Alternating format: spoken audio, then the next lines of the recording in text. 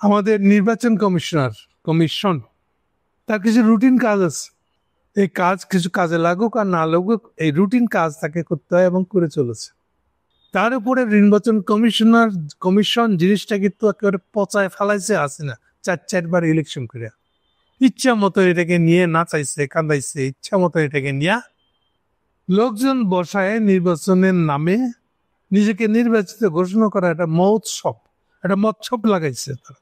সেই নির্বাচন কমিশন এইবার ইনুসের পাল্লায় পড়ছে। কেন এত নেগেটিভ শব্দ ব্যবহার করছি, নেগেটিভ ভঙ্গিমায় প্রসঙ্গটা তুলছি কেন, সেটা হলো এখনকার প্রসঙ্গ। আমি গত কয়েকদিন ধরে বলতেছি যে ইনুস সাহেব এখনটা ফেলে পালানো মানে কারো একটা নির্বাচিত তার না সম্ভাব্য সেই দলটা হলো বিএনপি। ফলে বিএনপির কাঁধে চড়ানোর জন্য যদি ইন্ডিয়ার লগে খাতির করতে হয়, তাও সে করবে, করে কোনো মতে একটা ইলেকশন করে ভেঙে যাবে। এখন কোনো মতে একটা ইলেকশন করলে তো নির্বাচন কমিশনার কেউ হাসিনা নির্বাচন কমিশনার হতে হবে। এই হচ্ছে সূত্রটা।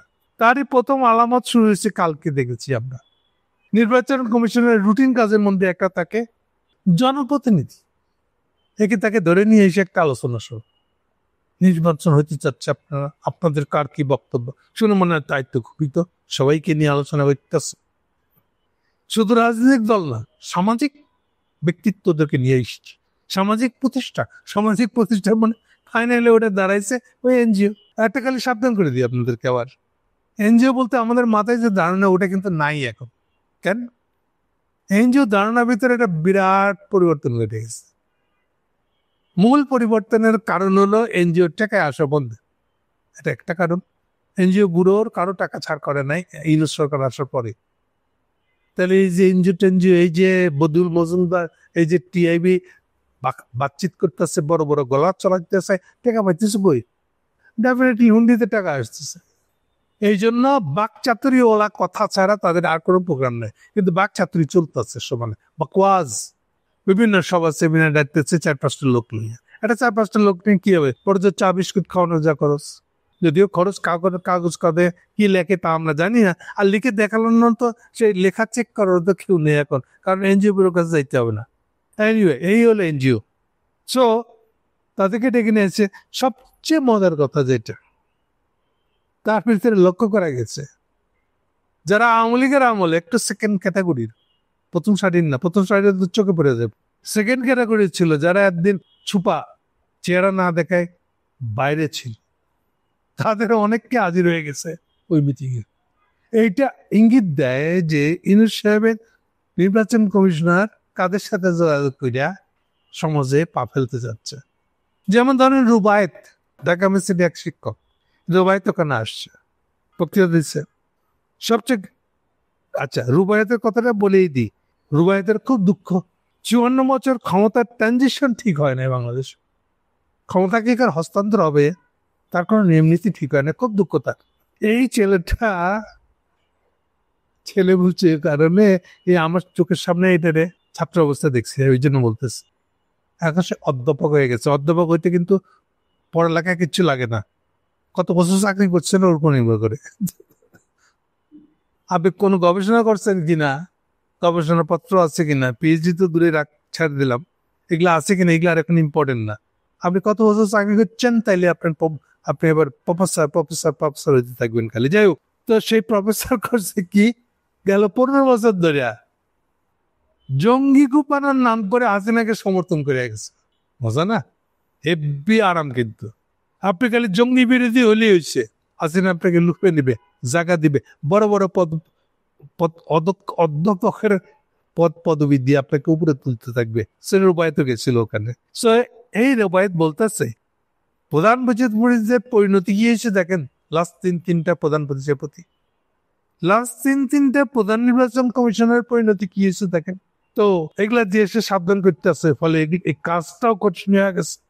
কারণ এরপরে একটা ইউনূস সরকারের সময় আসবে, লোকজনের উপরে হামলা পড়বে, মানুষের ক্ষোভ ঝাড়বে আমার উপর, মানে রুবায়েতের উপরে যে ক্ষোভ ঝাড়ে নাই, এটা জন্য রুবায়েত তো থ্যাঙ্কস দিচ্ছে মনে মনে। এনিওয়ে, তাকে ওখানে ডাকা হয়েছে। আচ্ছা, ডাকুক।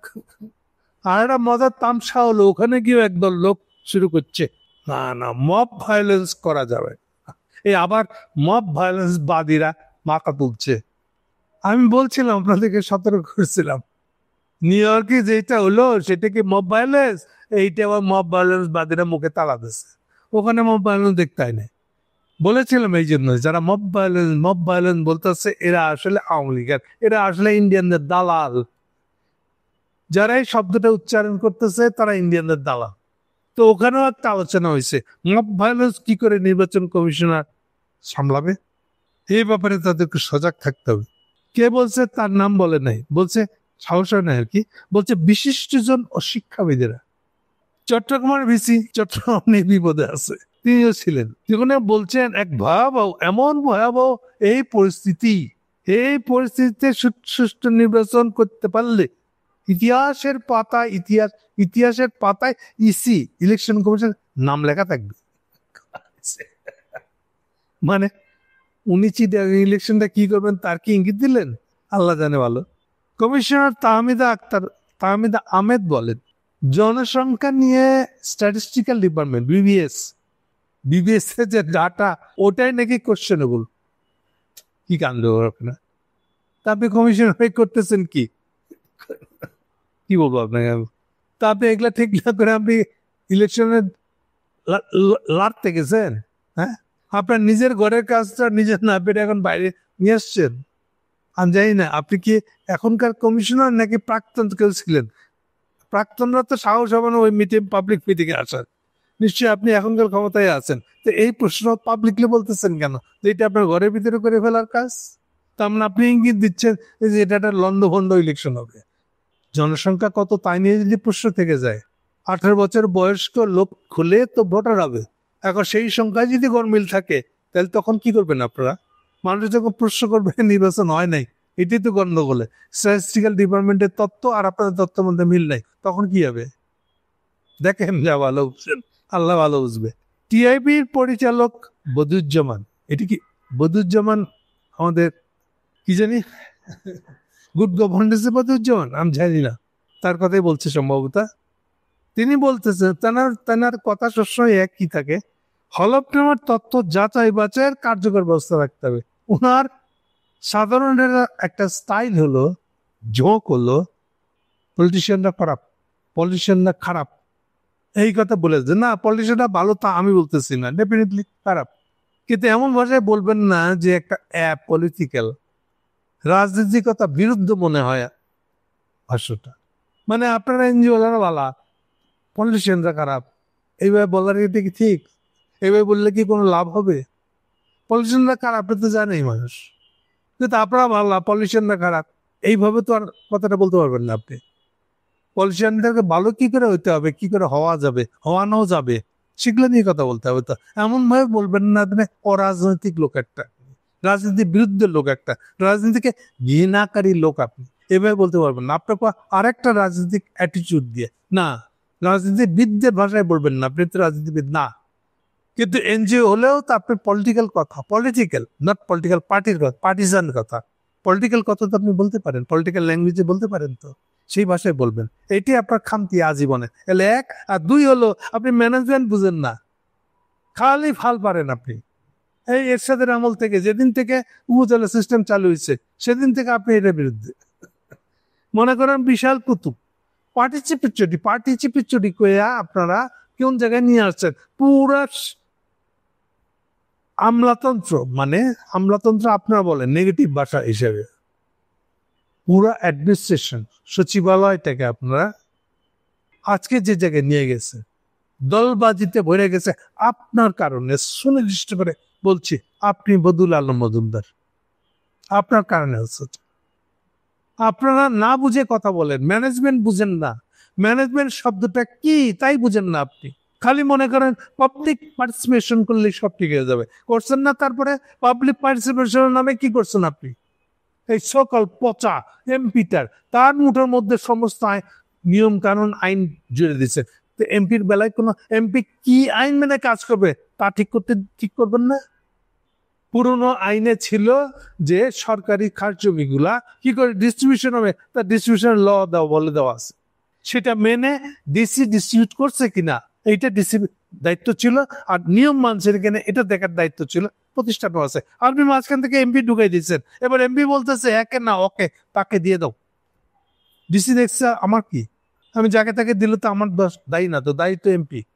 তাহলে এই যে আপনার জনপ্রতিনিধি বানাই দিলেন, তার হাতে ডোমেন ডিস্ট্রিবিউশনের দায়িত্ব দিলেন, এই যে খামখেয়ালি চোরামি লুট, এর জন্য আপনি বদুল মজুমদার দায়ী। ম্যানেজমেন্ট না বুঝে বলছে পার্টিসিপেটিভ জননেতা অ্যাডমিনিস্ট্রেশনের উপরে বসলে সব ঠিক হয়ে যাবে। এটা একটা গাধার বক্তব্য আপনাদের। এখানেও আসছেন আপনার বক্তব্য দিতে, ম্যানেজমেন্ট বুঝেন না, আসছেন বড় বড় কথা বলতে।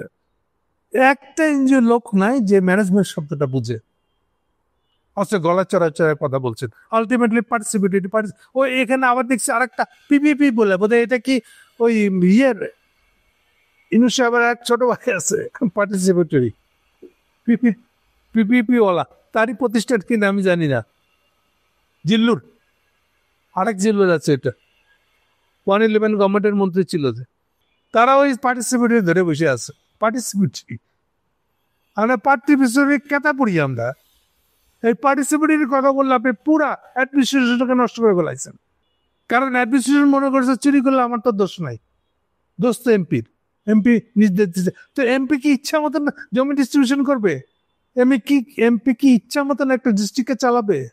এমপি কি ইচ্ছা মতন কোনো পার্টিকে মিটিং করতে দিবে কি দেবেন এটা সে ঠিক করবে? নাকি এর একটা নিয়ম থাকবে, স্ট্যান্ডিং নিয়ম থাকবে? এই বদুল আলমদের পার্টিসিপেটরি ওয়ালাদের কথা হলো এটা এমপি ইচ্ছা মতন করবে।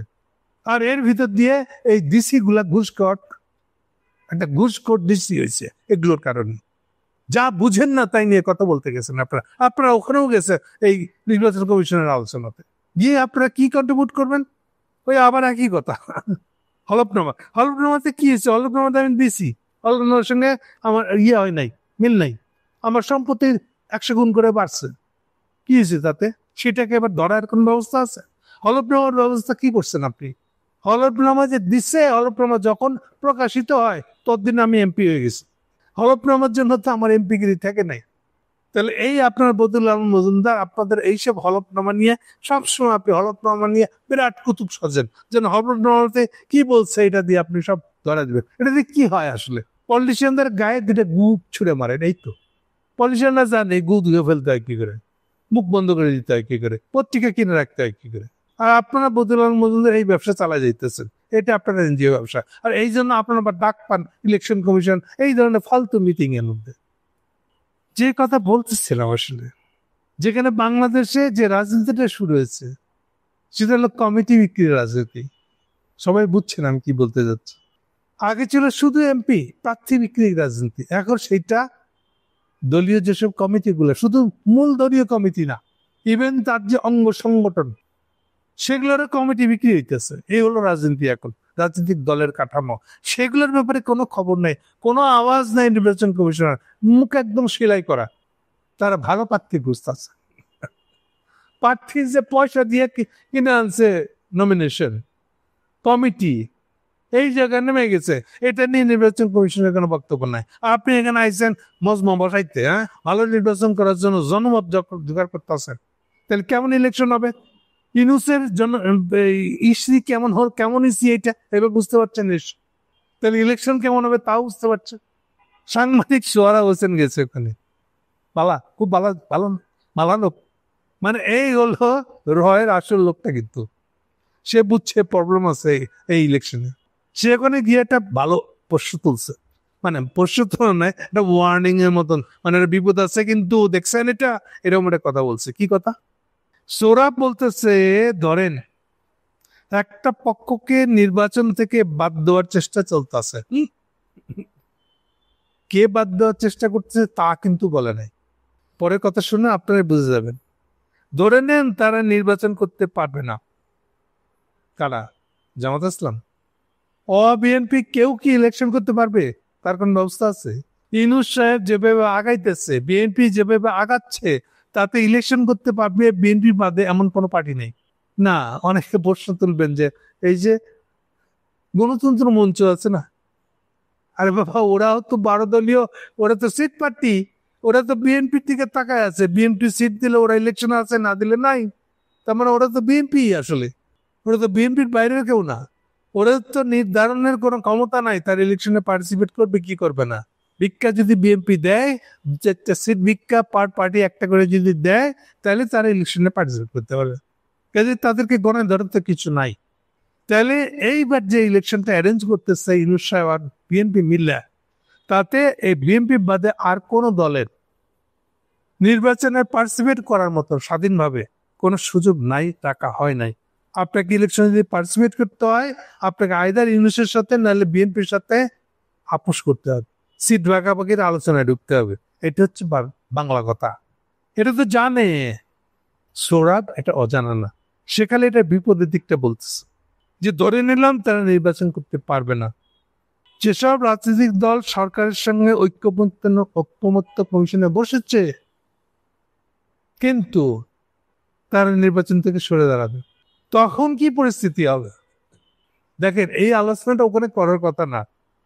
সে বলতে চাচ্ছে বিএনপি বাদে আর কেউ না, বিএনপি আর তার পকেটের দলগুলা বাদে, সিট পার্টিগুলা বাদে বাকি কেউ যদি ইলেকশন করতে না চায় তখন কি হবে? জামাত এনসিপি যদি ইলেকশন না করতে চায় তখন কি হবে? কেন? হাসিনা মডেল দেখে গেছে না, নিজের দলের ভিতর থেকে স্বতন্ত্র কারা করে দিবেন, হয়ে গেল নতুন কিছু। তাহলে এই যে ফর্মুলা ইলেকশন করতে যাবেন, এটাই হলো ইউনূস সাহেবের আন্ডারের নির্বাচন কমিশনের নয়া রূপ। পুরান রূপটারই নয়া রূপ, পুরান রূপটারই নয়া খোলসে একটা রূপ। বোঝা গেছে? তাহলে নির্বাচন কমিশন এই যে নাসিরুদ্দিন, এই যে আগেকার 3 বা 4 নির্বাচন কমিশনের চেয়ে আরো বিরাট একটা বোকা, একটা গাধা, এবং তার জন্য জেল অপেক্ষা করছে আসলে, সেইটারই কাহিনী বানানো হচ্ছে। এই আমার এতক্ষণকার সব কথার সার কথা হচ্ছে এইটা। দেখা যাক, লোভ তো কারো কম যায় না। হাসিনার কি নির্বাচন কমিশনের খুঁজে পেতে, প্রধান নির্বাচন কিছু পেতে কি অসুবিধা হয়েছিল? কোন অসুবিধা হয় নাই তো। ডাক দেওয়ার আগে 10 জন এসে হাজির হয়ে গেছিল। প্রধান নির্বাচন কমিশনার থেকে 6 জন কমিশনার পাইতে কোন হাসিনার কোনো বার কি কোনো অসুবিধা হয়েছিল?